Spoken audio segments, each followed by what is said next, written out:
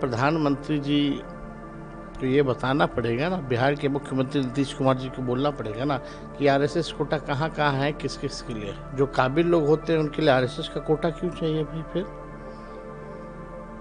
ये तो अशोक चौधरी जी बताएं। अगर आपका दामाद इतना काबिल है, पढ़ा लिखा है, हमको कोई शक नहीं, हो सकते होंगे, तो आरएसएस कोटा क्यों चल रहा है? फिर हम सब बिहार के लोग जानते हैं कि आरएसएस कोटा पे बिहार में नई पार्टियां भी बनाई जा रही हैं। अब देखिए, मांझी जी के दामाद हैं ही, रामविलास पासवान जी के दामाद हैं, आप देखिएगा अशोक चौधरी जी के दामाद हैं, और अशोक चौधरी जी तो अलग ही है, वो तो कहते हैं आरएसएस कोटा भी है। अब हम तो जानना चाहिए भाई, एक तो बीजेपी कोटा है, यहाँ आरएसएस कोटा भी है। खुद तो अशोक चौधरी पे हम ज़्यादा बोलना नहीं चाहेंगे, क्या है वो बिहार की जनता असलियत उनकी जानती है। लेकिन प्रधानमंत्री जी को ये बताना पड़ेगा ना, बिहार के मुख्यमंत्री नीतीश कुमार जी को बोलना पड़ेगा ना कि आरएसएस कोटा कहाँ कहाँ है, किस किस के लिए। यही मुख्यमंत्री जी पहले कहते थे कि अमित शाह के कहने पे फलना व्यक्ति को जो है हमने दल का राष्ट्र उपाध्यक्ष बना दिया। अशोक चौधरी कहते हैं कि आयोग में आरएसएस कोटा चलता है। हम सब बिहार के लोग जानते हैं कि आरएसएस कोटा पे बिहार में नई पार्टियां भी बनाई जा रही हैं। बिहार के लोग जानते हैं, पहचानते हैं आरएसएस कोटा वाला लोग को, बीजेपी की बी टीम को। आरएसएस कोटे से जो नई नई पार्टियों का जन्म हुआ है, किस कारण हुआ है, लोग जानते हैं। और यही नहीं, बिहार चुनाव के बाद नवंबर तक ये जितनी पार्टियां, नई नई पार्टियां जो हैं, जो घूम रही हैं, वो कहीं नजर आने वाली नहीं है। आप उनके दामाद पे सवाल कर रहे हैं चौधरी जी के, लेकिन उनका कहना है कि हमारा दामाद जो है बहुत पढ़ा लिखा है, ऐसे लोगों को जाना चाहिए। तो सवाल ये भी उठता है कि नहीं, पढ़े लिखे हैं। हम तो इस पे कहेंगे नहीं कुछ भाई। तो दमादे बनने के बाद वो क्यों बने? सरकार तो नीतीश जी की 20 साल से है, दामाद बनने से पहले ही बन जाते हैं।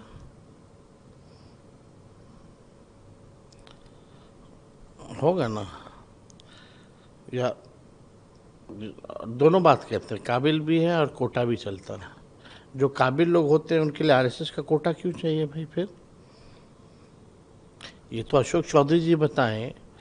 अगर आपका दामाद इतना काबिल है, पढ़ा लिखा है, हमको कोई शक नहीं, हो सकते होंगे, तो आरएसएस कोटा क्यों चल रहा है? फिर एलएलबी भी अगर की है तो हमको तो कभी वकालत करते हुए लोग नजर नहीं आए। हम तो क्रिकेट खेले, फर्स्ट क्लास क्रिकेट खेले, आईपीएल तक गए, लोगों ने खेलते हुए देखा है, लोग जानते हैं। उनका कहना है कि आज जब आपके बारे में सवाल किया गया तो चौधरी का कहना है कि आरजेडी जो है 25 सीटों पर सिमट जाएगी। कैसे देख रहे हैं इसको? देखिए, वो बेचारे मेरी माँ की कृपा से पहली बार मंत्री बने थे,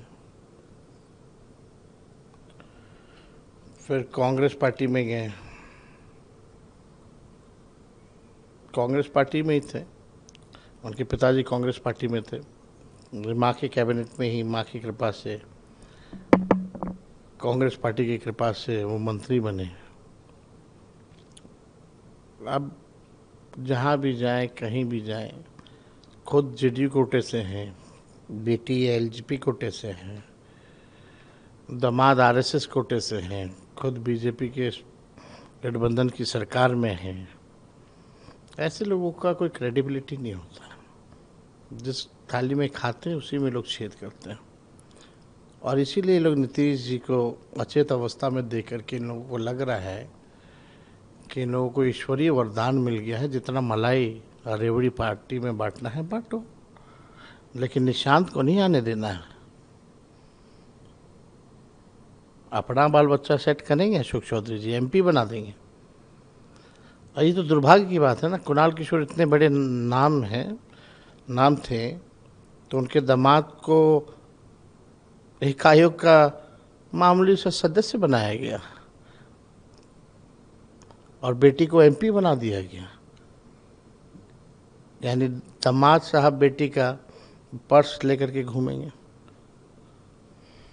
लेकिन एक सवाल ये भी उठता है कि वो लोग आप पे भी आरोप लगा रहे हैं। अरे हम लोग पे तो अभी से लग रहा है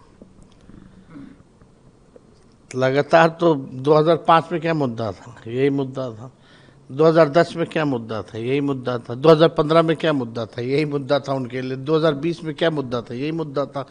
2025 में भी यही मुद्दा है। उनके पास उपलब्धि अपनी है नहीं ना सरकार की, ना भाजपा ना ही आपका बीजेपी, कोई उपलब्धि नहीं है। ना उनकी छोटी मोटी सहयोगी पार्टी तो छोड़िए, वो तो जो जितना दाना देगा उतना हमें संतुष्ट रहेगा।